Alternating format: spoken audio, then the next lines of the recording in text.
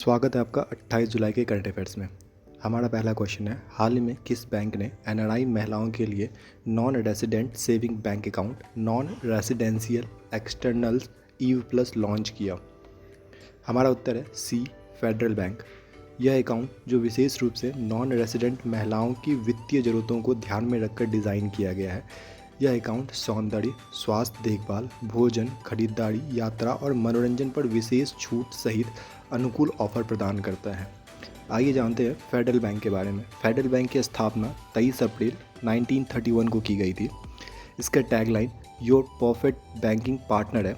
इसके अध्यक्ष सी बाल गोपाल है। इसका मुख्यालय अलुवा, केरल में है। हमारा दूसरा क्वेश्चन है, हाल ही में किस कंपनी ने 417 करोड़ रुपए में आरबीएल बैंक में 3.5% हिस्सेदारी खरीदी है? हमारा उत्तर है D, Mahindra and Mahindra limited. यह बैंक महाराष्ट्र स्थित है, जिसे पहले रत्नाकर बैंक के नाम से जाना जाता था। 2021 में भारतीय रिजर्व बैंक के नए नॉर्म्स के बाद किसी विनिर्माण क्षेत्र द्वारा निजी बैंक में उद्यम करने वाला यह पहला महत्वपूर्ण कदम है। आरबीएल बैंक के बारे में जानते हैं। आरबीएल बैंक का टैगलाइन है अपनों का बैंक। इसकी स्थापना 4 जून 1943 में की गई थी। इसका मुख्यालय मुंबई, महाराष्ट्र में है। इसके एमडी और सीईओ आर सुब्रमण्यम कुमार हैं। हमारा तीसरा क्वेश्चन है, भारत के किस रेलवे स्टेशन ने UNESCO Asia Pacific cultural heritage award जीता है? उत्तर है B, Byculla railway station. Heritage Byculla railway station को अपने मूल गौरव को बहाल करने के लिए यूनेस्को पुरस्कार दिया गया। मुंबई में 169 साल पुराने बायकुला रेलवे स्टेशन भारत के सबसे पुराने स्टेशनों में से एक है, जो अभी भी उपयोग किया जा रहा है। अप्रैल 1953 में जब मुंबई से ठाणे रेलवे का उद्घाटन हुआ तो यह मूल स्टेशनों में से एक था। यूनेस्को के बारे में जानते हैं। यूनेस्को के महानिदेशक आंड्रे ओजेल हैं, जो फ्रांस के हैं। इसकी स्थापना 4 नवंबर 1946 को की गई थी। इसका मुख्यालय पेरिस, फ्रांस में है। हमारा चौथा क्वेश्चन है, हाल ही में भारत के 13वें शतरंज ग्रैंड मास्टर कौन बने हैं? उत्तर है सी, आदित्य एस सामंत। आदित्य एस सामंत महाराष्ट्र के 17 वर्षीय शतरंज खिलाड़ी हैं। बेल चेस एमटीओ 2023 टूर्नामेंट में उन्होंने 9वें दौर में साथी भारतीय खिलाड़ी आर्यन चोपड़ा को हराया। ग्रैंड मास्टर बनने के लिए एक खिलाड़ी को 3 जीएम नॉर्म्स को सुरक्षित करना आवश्यक है।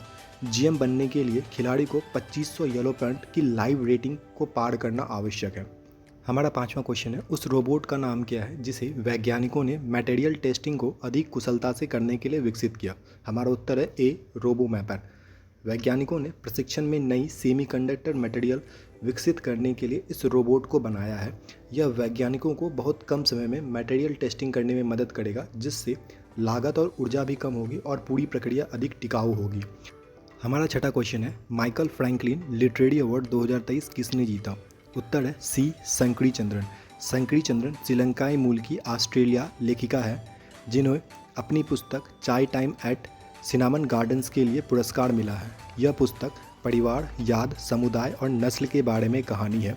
माइकल फ्रैंकलिन साहित्यिक पुरस्कार एक ऐसे उपन्यास को दिया जाता है जो सर्वोच्च साहित्य योग्यता वाला हो और ऑस्ट्रेलियाई जीवन को उसके किसी भी चरण में प्रस्तुत करता हो।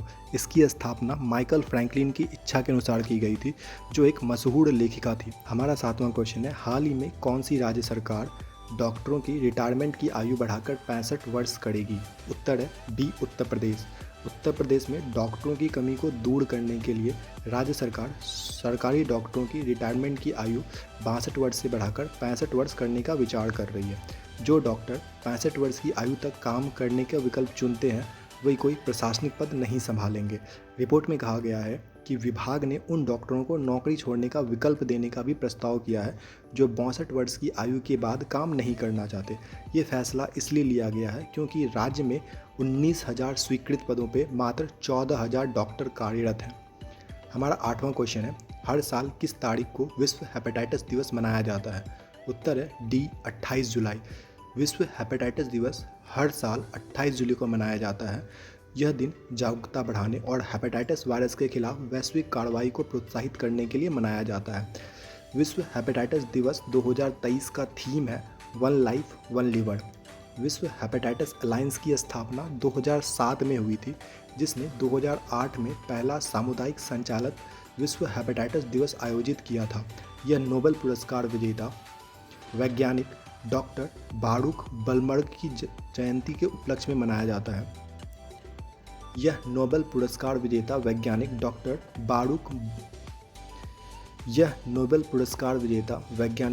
बारूक ब्लमबर्ग की जयंती के उपलक्ष्य में मनाया जाता है। 1967 में उन्होंने हेपेटाइटिस बी वायरस की खोज की और वायरस के लिए एक टीका विकसित किया। हेपेटाइटिस के बारे में, यह लीवर की सूजन है जो विभिन्न प्रकार के संक्रामक वायरस और गैर संक्रामक एजेंटों के कारण होती है। हेपेटाइटिस वायरस के 5 प्रमुख प्रकार हैं, ए, बी, सी, डी और ई। मृत्यु का सबसे आम कारण हेपेटाइटिस बी और सी है। केंद्रीय मंत्री ने resource efficiency and circular economy industry coalition को लॉन्च किया। उत्तर है बी, Bhupender Yadav. 4th environment and climate sustainable working groups और environment and climate change meeting के दौरान चेन्नई में इसे लॉन्च किया गया। यह भारत की G20 प्रेसिडेंसी के तहत एक उद्योग संचालित पहल है। इसका मुख्य उद्देश्य दुनिया भर में संसाधन दक्षता और चक्रीय अर्थव्यवस्था को बढ़ावा देना है। हमारा 10वां क्वेश्चन है, माइक्रो एंटरप्राइजेस को लीडिंग लोन देने के लिए किस बैंक ने दवाड़ा KGFC के साथ साझेदारी की? हमारा उत्तर है ए, HDFC बैंक। यह चेन्नई बेस्ड एक नॉन फाइनेंशियल कंपनी है जिसे HDFC के साथ मिलकर मुख्य रूप से असंगठित क्षेत्रों में काम करने वाले सूक्ष्म उद्यमों को व्यावसायिक पूंजी प्रदान करने के लिए यह साझेदारी की गई है। 11वां क्वेश्चन है, वर्ल्ड सिटीज़ कल्चर फोरम में शामिल होने वाला पहला भारतीय शहर कौन सा बना? उत्तर है डी, बेंगलुरु।